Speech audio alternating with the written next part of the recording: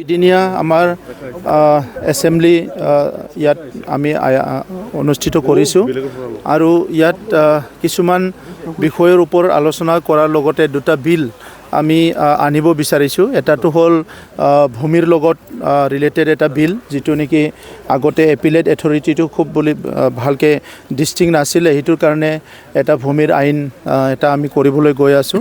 ছেকেণ্ডটো হৈছে আমাৰ যিটো ফ্লাড জ'নিং এটা বিল আমি আনিব বিচাৰিছোঁ। এই দুটা বিলক লৈয়ে আমি বিশেষকৈ এই আমাৰ ছেশ্যনটো এইবাৰ মানে অনুষ্ঠিত কৰা হৈছে।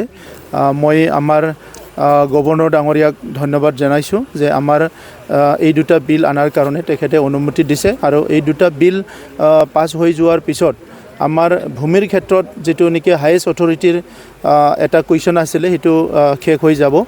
বিটিআৰ চৰকাৰ আমি 2020ত চৰকাৰ গঠন কৰাৰ পিছত স্বাধীনতাৰ 70 বছৰৰ এই সময়ত কিমান আমাৰ ৰাইজে কি প্ৰব্লেমত ভুগি আছে এইবিলাক আমি চোৱা চিতা কৰি আছিলোঁ আৰু ইয়াৰ ভিতৰত ভূমিটো one of the major issue আছিলে। গতিকে ভূমিৰ সমস্যাটো সমাধান কৰিবৰ কাৰণে আমি বহুতখিনি কাম আগবঢ়াইছোঁ। ইতিমধ্যে 2,59,000 পৰিয়ালৰ ভূমিৰ সমস্যা সমাধান কৰা হৈ গ'ল। আজি আমাৰ যিটো ৰেভিনিউ ডাঙৰীয়াই আজি সদনত জনাইছে। চ' সেইকাৰণে ভূমিৰ আমাৰ সমস্যা আমি আশা ৰাখিছোঁ যে অনাগত দিনত আমি প্ৰায় 80%ৰ পৰা 90% আমাৰ চৰকাৰ যিহেতু 1 বছৰ আছে, আমি সমস্যাখিনি সমাধান কৰিব পাৰিম বুলি আশা ৰাখিছোঁ।